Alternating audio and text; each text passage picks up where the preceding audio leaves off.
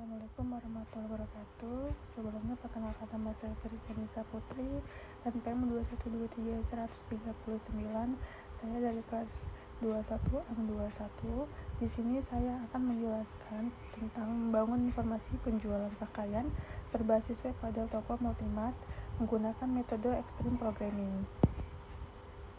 Sistem informasi penjualan pakaian berbasis web pada toko Multimart dengan metode pengembangan Extreme Programming. Di sini di mana pengembangan perangkat lunak dengan metode Extreme Programming dengan tahap dekat ini ada beberapa. Yang pertama itu ada planning, di mana tahap ini dilakukan identifikasi kebutuhan perangkat lunak yang akan dikembangkan. Di antaranya adalah kebutuhan input terdiri dari input data registrasi pelanggan dan data produk. Lalu yang kedua, kebutuhan output terdiri dari pesanan pelanggan dan laporan pembayaran. Yang kedua ada desain, di mana akan dibuat rancangan perangkat lunak yang akan dikembangkan meliputi use case diagram, class diagram, rancangan input auto output, rancangan pengkode dan activity diagram. Di sini saya akan menunjukkan use case diagram. Di sini ada gambar use case diagram. Di sini ada admin dan di sini juga ada konsumen. Di sini untuk admin dia bisa mengakses pengelolaan barang, cek pesanan barang dan bukti pembayaran. Sebelumnya juga login dulu. Untuk konsumen juga sama, dia harus login dulu. Dia bisa akses tampil barang, pemesanan barang, dan check out barang, lalu cetak bukti pembayaran dan logout. Yang kedua ada kelas diagram. Nah, kelas diagram ini di sini ada ID pelanggan, ada nama, ada nomor telepon, email dan alamat. Lalu setelah itu kita ke transaksi. Ada ID transaksi, ID pelanggan, ID produk, tanggal pesan, harga, jumlah dan total. Nah, di sini juga admin itu dia ada username dan password. Dan untuk produknya ada ID produk, nama produk, harga dan stok. Selanjutnya rancangan input dan rancangan output. Rancangan form login admin. Di sini kita login dulu, nanti setelah login di sini akan muncul rancangan form dashboard admin. Nah, di sini nanti ada banyak pilihan. Terus selanjutnya ada rancangan form dashboard pelanggan. Di sini ada keranjang penjualan. Jadi misalnya dia butuh barang atau apapun, dia bisa klik di sini untuk cari barang. Lalu akan muncul misalnya saya ketik kaos. Di sini dia akan muncul kaos import. Lalu dia akan masukkan ke keranjang. Terus selanjutnya ada rancangan form data produk. Nah, di sini ada beberapa nama-nama barang produk. Misalnya ada baju tidur, ada juga kaos oblong, kemeja dan kaos import. Di sini juga tertera harga beli dan harga jualnya. Nah, terus rancangan form data pembelian. Di sini ada misalnya dia mau beli Di sini ada rancangan form data produk. Di sini bisa kita lihat ada baju tidur, ada kaos oblong, ada kemeja dan kaos import. Di sini ada stok barangnya dan di sini harga beli dan harga jual. Nah, lalu di sini ada rancangan form data pembelian. Jadi nanti di sini ada misalnya kita pilih baju tidur dengan harga 85.000. Nah, di sini nanti kita klik saja kita butuhnya berapa. Nanti di sini muncul subtotal. Lalu untuk bayarnya dia menggunakan pecahan berapa, atau 50.000 atau 100.000. Nanti kita bayar di sini, kita klik di sini akan muncul kembali. Selanjutnya ada rancangan form pembayaran. Nah, di sini ada bukti pembayaran berupa struk ya. Nih. Dia tadi ada transaksi baju tidur 1.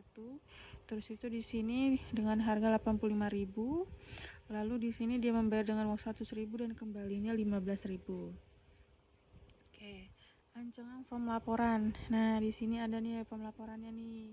Jadi misalnya ada baju tidur jumlahnya 1, modalnya misalnya ada 65.000, terus itu dijual kembali dengan harga 65.000 ataupun bisa lebih. Nah, di sini juga ada yang namanya keuntungan. Dan di sini juga tertera tanggal inputnya. Jadi ada tanggal transaksinya juga. Oke. Untuk selanjutnya pengkodean pada data pemesanan. Pada kode pemesanan ini menggunakan integer yang terdiri dari 6 digit. 2 digit pertama merupakan tanggal pesanan, 2 digit kedua merupakan bulan pemesanan, dan 2 digit ketiga merupakan tahun pesanan. Misalnya di sini tanggal 23 bulan 6 2023. Keterangannya 23 itu tanggal, 06 itu bulan, dan 23 itu tahun. Selanjutnya ada rancangan activity diagram. Nah, ini untuk yang bagian admin ya. Jadi admin itu bisa membuka halaman website, lalu menampilkan halaman login. Yang kedua melakukan login, lalu memasukkan user dan password, menampilkan halaman admin, terus menampilkan barang, terus itu pesanan, lalu pelanggan. Jadi pelanggan itu juga bisa mengakses penampilan pesan, lalu logout. Selanjutnya pelanggan. Jadi pelanggan itu konsumen atau pelanggan menampilkan halaman web, menampilkan form register, lalu mereka balik lagi untuk meregistrasi, terus akan ditampilkan kembali menampilkan form login. Setelah itu nanti dia login, pilih barang, check out, melakukan pembayaran, lalu menampilkan konfirmasi pembayaran atau transfer, lalu logout. Coding. Di sini pada tahap ini dibuat program sesuai dengan rancangan yang telah dibuat dan disepakati. Program akan dibuat dengan menggunakan bahasa pemrograman Java. Yang keempat ada testing, di mana pada tahap ini akan dilakukan pengujian terhadap program yang telah dibuat. Berikut adalah rancangan pengujian yang akan digunakan. Yang pertama, penguji terhadap hasil analisis kebutuhan input dan output. Perintahnya berilah tanda cek pada jawaban yang benar. Yang pertama, penguji kebutuhan input sesuai dengan kebutuhan data yang akan diolah dan relevan dengan kebutuhan pengguna, iya. Yang kedua, kebutuhan output sesuai dengan kebutuhan data informasi yang akan cetak dan relevan dengan kebutuhan pengguna. Kita checklist, iya. Yang kedua, penguji terhadap rancangan basis data dan hasil pengujian.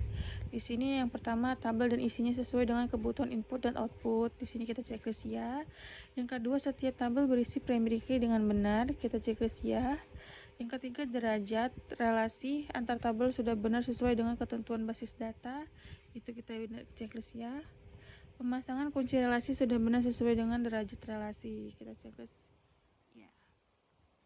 Ketiga, penguji terhadap rancangan input dan hasil pengujian. Setiap satu rancangan input akan dilakukan pengujian dengan menggunakan instrumen pengujian berikut. Oke. Di sini apakah judul sudah relevan dengan kepentingan data yang akan diolah? Iya. Apakah data yang akan diolah relevan dengan rancangan basis data? Iya. Apakah space pengisian data sudah memenuhi sesuai jumlah digit yang dibutuhkan? Jawabannya ya. Di sini yang keempat, apakah bahasa yang digunakan mudah dipahami oleh user? Ya. Apakah fasilitas akses sesuai dengan kebutuhan pengolahan data dalam kebutuhan user? Kita checklist ya.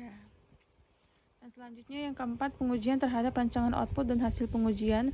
Setiap suatu rancangan output akan dilakukan pengujian yang menggunakan instrumen pengujian berikut. Oke, selanjutnya pengujian rancangan input dan output hasil pengujian. Setiap satu rancangan output akan dilakukan pengujian dengan menggunakan instrumen pengujian berikut. Yang pertama, apakah judul sudah relevan? Kita checklist ya. Apakah isi laporan sudah memenuhi kepentingan manajemen? Ya. Yang ketiga, apakah penanggung jawab laporan sudah jelas? Ya. Apakah bahasa yang digunakan sudah dipahami oleh pemimpinan? Oke, kita checklist ya. Yang kelima, apakah identitas laporan sudah jelas? Kita checklist ya. Penguji terhadap rancangan pengkodean dan hasil pengujian. Setiap satu rancangan pengkodean akan dilakukan pengujian dengan menggunakan instrumen penguji berikut. Yang pertama, apakah aturan pengkodean yang digunakan sudah sesuai dengan kebutuhan primaris? Jawabannya ya. Apakah pengkodean yang akan digunakan mempunyai tingkat keunikan yang tinggi? Jawabannya ya. Apakah pengkodean yang digunakan mudah untuk diterapkan? Jawab ya. Di sini ada pengujian terhadap rancangan program flowchart program dan hasil pengujian. Oke, di sini yang pertama, apakah algoritma yang dibuat sudah benar sesuai dengan kebutuhan pengolahan data? Kita checklist ya. Apakah pilihan akses sudah sesuai dengan apa yang dibuat rancangan input? Kita jawab ya. Apakah penggunaan simbol-simbol pada activity diagram sudah benar? Kita checklist ya. Oke, di sini ada lagi, apakah hasil program sesuai dengan rancangan dibuat? Oke, di sini ada semua, bisa kita lihat ya.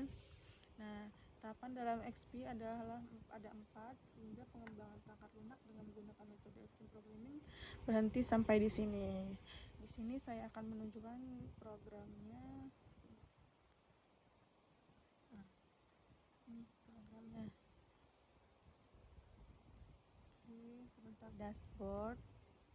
Ya, lalu di sini ada master, ada pembeli.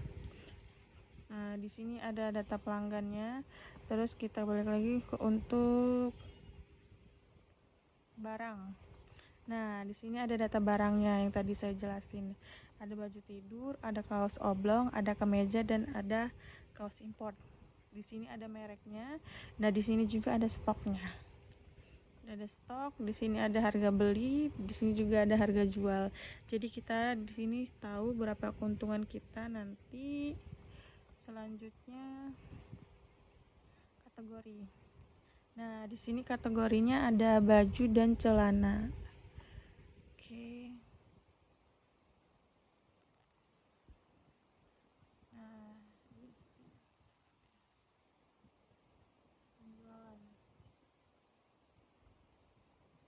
penjualan. Nah, di sini misalnya saya mau coba input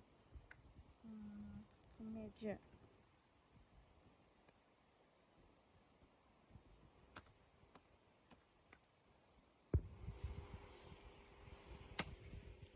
Nah, di sini ada muncul kemeja polo dengan harga jual 95.000. Oke, kita masukkan. Lalu kita lihat di bawah. Nah, kemeja. Oke, harganya kita checklist dulu yang ini. Nah, di sini ada kemeja. Harganya 95.000. Oke, kita bayar dengan uang 100.000. Lalu kita klik bayar.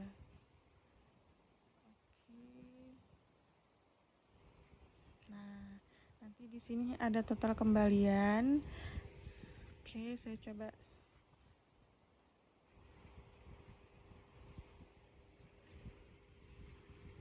Nah, sini bisa kita lihat Multimart.